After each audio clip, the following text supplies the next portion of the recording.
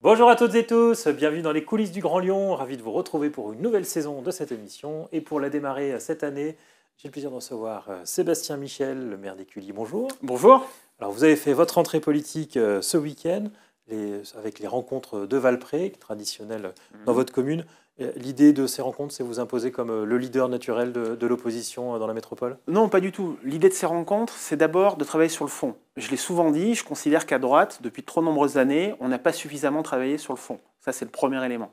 Donc oui, j'organise ces rencontres, ça permet d'avoir des tables rondes, ça permet de faire venir des intervenants extérieurs. J'ai eu la chance d'avoir Céline Imart, notre nouvelle députée européenne, qui a fait un discours très remarqué et remarquable sur l'agriculture. J'ai fait venir aussi un diplomate, Jérémy Gallon, parce que je pense que c'est important dans le contexte international actuel de voir un petit peu quels sont les grands équilibres et quels sont les grands enjeux du monde pour voir l'impact que ça peut avoir localement. Et puis surtout, on a discuté, on s'est retrouvé avec des élus locaux. On était plus de 20 maires de la métropole, et donc ça permet effectivement de phosphorer et d'essayer de dessiner les contours de ce que pourrait être un programme pour les prochaines années sur ce territoire de la métropole de Lyon. Une vingtaine de maires, mais aucun des 3 ou 4 concurrents que vous avez pour diriger votre camp aux élections municipales. Oui, la rentrée est toujours chargée pour beaucoup de collègues maires. En tout cas, ce qui est certain, c'est qu'on se parle très régulièrement. Ça montre que vous n'êtes pas capable de vous unir aujourd'hui? Non, ça prouve simplement qu'à un moment donné, on a une fenêtre de tir qui s'ouvre de quelques mois, où on a une responsabilité qui est celle de trouver un leader commun pour aller mettre un terme à l'expérience écologiste et LFI, il faut le rappeler, à la métropole de Lyon. Je crois qu'on a une vraie responsabilité. De nombreux acteurs du territoire, économiques et sociaux, nous font part de leur désarroi vis-à-vis de cette majorité-là. Donc on a cette responsabilité qui est d'une certaine façon assez historique, et donc on doit être à la hauteur du moment, et je ne doute pas qu'on y arrivera, parce qu'on a déjà repris des habitudes de travail en commun. On s'est beaucoup vu ces dernières semaines. Les élections législatives et cette dissolution nous ont un petit peu perturbés dans le process qu'on mettait en place. Mais non, je sais qu'on va continuer à travailler ensemble, parce qu'on a cette volonté de travailler au service des habitants de la métropole. Et quel est ce process pour vous? C'est LR qui doit choisir son candidat? Non, je pense que c'est aussi l'une des leçons qu'on a su tirer. Et c'est aussi un sujet qu'on a abordé samedi matin à Valpré, c'est la stratégie d'alliance. Et je pense qu'aujourd'hui, certes, nous ne sommes pas encore d'accord sur le leadership et on devra y travailler. En revanche, il y a un point sur lequel on est à peu près tous d'accord, c'est l'idée de se dire qu'il faut avoir une union la plus large possible pour pouvoir se positionner correctement. Je pense qu'on a plutôt mal vécu la manière dont on avait dû bricoler une union entre les deux tours la dernière fois, et nos électeurs ne l'ont pas forcément compris. Donc sachons tirer les leçons, et je crois que c'est l'une des grandes forces qui sera la nôtre, c'est de se dire qu'on est capable de partir unis, LR mais pas que, le centre aussi, j'avais des représentants de l'UDI ce week-end à mes côtés, et bien sûr le bloc central macroniste. Je pense que sur ce territoire de la métropole de Lyon, on a beaucoup de choses qui nous rassemblent pour gérer une collectivité telle que la métropole de Lyon, et donc il faudra qu'on soit capable de s'unir pour travailler ensemble. Alors, excusez-moi, mais on a du mal à comprendre. Vous êtes partisan de la ligne Laurent Wauquiez, qui ne veut pas de coalition au niveau national entre LR et les macronistes, et vous la voulez au niveau local. Mais c'est deux choses différentes. D'abord, au niveau national, moi, l'approche de Laurent Wauquiez me va très bien. Ça fait des années et des années que j'entends nos électeurs dire à droite, vous n'êtes bon qu'à aller chercher des postes, des places, jouer des carrières. Là, on a Laurent Wauquiez. Différente au national.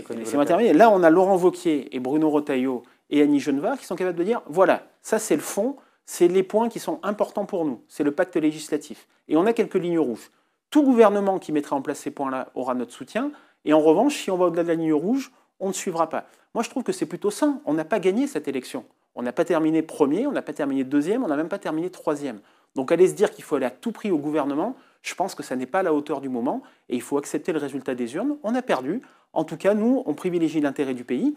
Et puis localement, c'est autre chose. Moi, je pense qu'aujourd'hui, face à cette extrême gauche, je le redis, mais aujourd'hui, on a un exécutif face à nous, et ça n'a pas été assez dit depuis quelques années, où on a certes Europe Écologie Les Verts, mais on a LFI. Vous avez à la métropole du Grand Lyon des vice-présidents LFI. Et moi, je pense que ça n'est pas bon pour le territoire, et que quand on est à ce stade-là, il faut qu'on soit capable de s'unir très largement, et puis surtout gérer une collectivité locale, même si elle est très importante comme la métropole de Lyon, ça n'est pas gérer un pays. C'est ce que j'aime beaucoup, moi, dans les exécutifs locaux. C'est ce que je fais dans ma mairie, c'est ce qu'on fait avec beaucoup de collègues maires. Vous savez, quand on construit une école, on rénove des écoles en ce moment à Écully. Une école, quand on la refait, quand on la construit, elle n'est pas de gauche ou elle n'est pas de droite. Elle est réussie ou elle est ratée. Et je pense qu'à la métropole, c'est pareil. Quand on discute avec tout ce bloc central, je pense qu'on a beaucoup de choses en commun. On a des visions partagées sur beaucoup de sujets. Et je pense surtout qu'à un moment donné, à Lyon, on n'aime pas que ce soit Paris et le national qui décident. Donc à nous de nous saisir correctement des sujets. Et je suis sûr qu'en travaillant localement, on trouvera des solutions. Et alors, le leader naturel, ça peut être un Alexandre Vincendet, par exemple? Je pense qu'aujourd'hui, on n'en est pas encore au stade de désigner le leader. On va y travailler. Mais je pense en tout cas qu'on aura besoin de tout le monde. Alexandre Vincendet, il est maire de Rieux-la-Pape. Et on ne pourra pas gagner demain une métropole en laissant de côté un tel ou un tel. On aura besoin de tous les talents du territoire. Alexandre Vincendet en fait partie.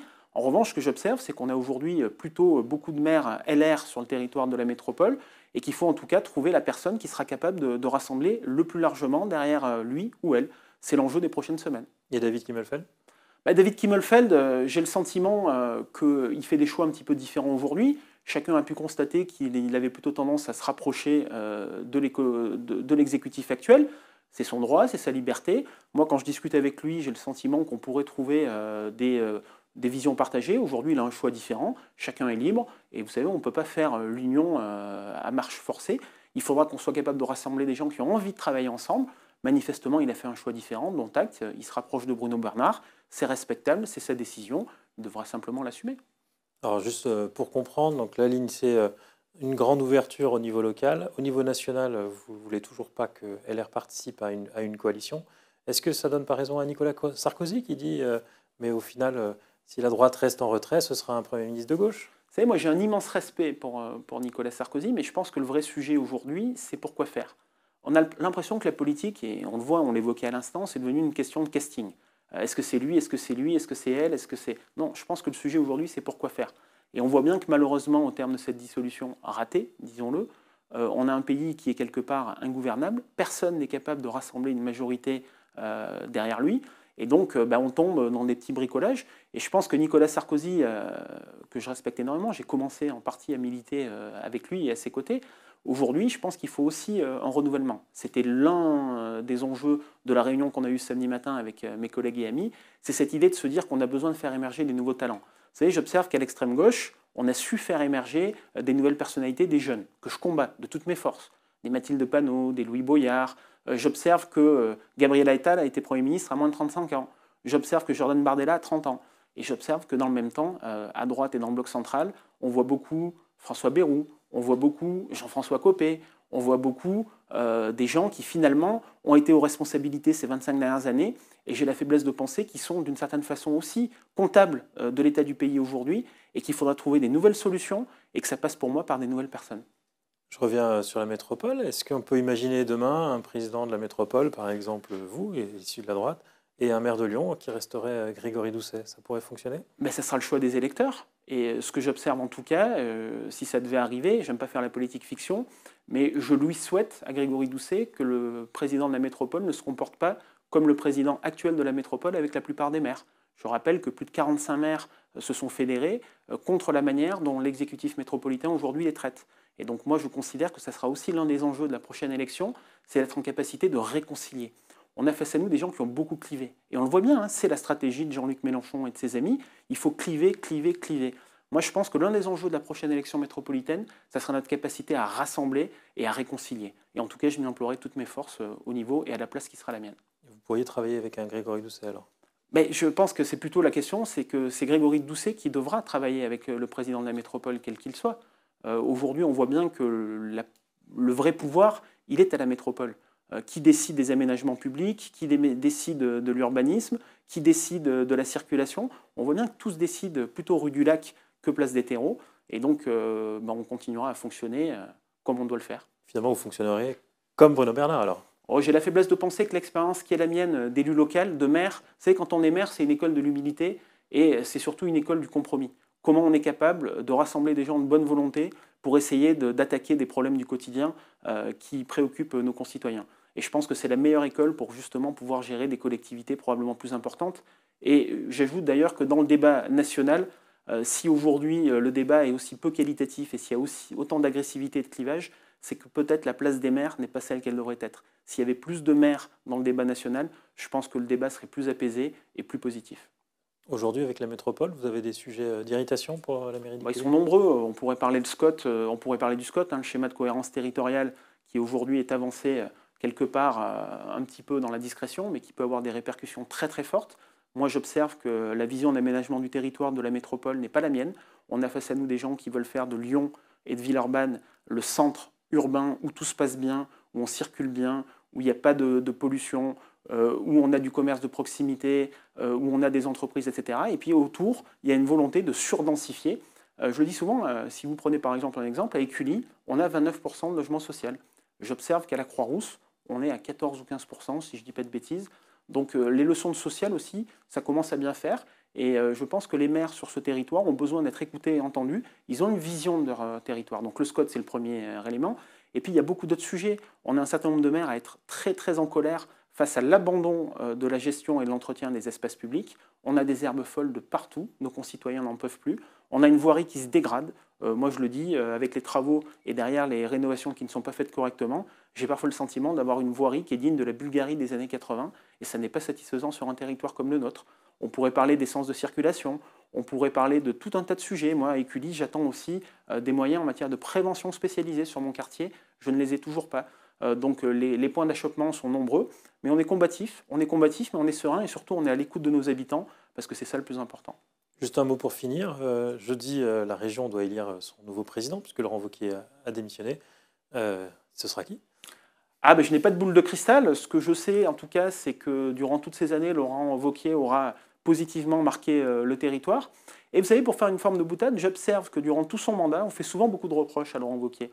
Mais je n'ai pas entendu un seul maire en région Auvergne-Rhône-Alpes monter au créneau en disant « j'ai le président de la région qui m'impose un projet dont je ne veux pas sur mon territoire ». Je pense que c'est une leçon à méditer, notamment sur le territoire de la métropole de Lyon. Mais qui pour le remplacer alors ? C'est aux conseillers régionaux de choisir. Moi, je ne suis pas conseiller régional, donc j'observe ça de loin. Vous n'avez pas un favori ? Mais avec un petit pincement au cœur, parce que je rappelle que j'ai été aux côtés de Laurent Wauquiez durant son premier mandat. Et je sais qu'il y a de la qualité autour de lui. Nicolas Daragon est quelqu'un que j'apprécie beaucoup, le maire de Valence. Frédéric Aguilera fait un boulot assez incroyable à Vichy et en tant que vice-président au transport. Je connais bien Stéphanie Pernot-Baudon pour avoir travaillé avec elle au groupe à l'époque à la région. Et puis, localement, on aime beaucoup Renaud Pfeffer, qui est quelqu'un qui comprend aussi nos sujets. Donc voilà, la décision ne m'appartient pas. Moi, vous savez... Renaud Pfeffer, président de la région ? Bah écoutez, j'ai lu dans la presse cet été que ça faisait partie des possibilités. Renaud était là, d'ailleurs, samedi avec nous à Valprès. En tout cas, parmi toutes ces figures-là, ce qui est certain, c'est qu'on aura quelqu'un qui sera en capacité de porter l'héritage laissé par Laurent Wauquiez, qui a réussi à refaire exister la région qui avait un petit peu disparu des radars à l'époque. Sébastien Michel, je vous remercie. Merci à vous. Et puis moi, je vous dis à demain pour une nouvelle émission des coulisses du Grand Lyon.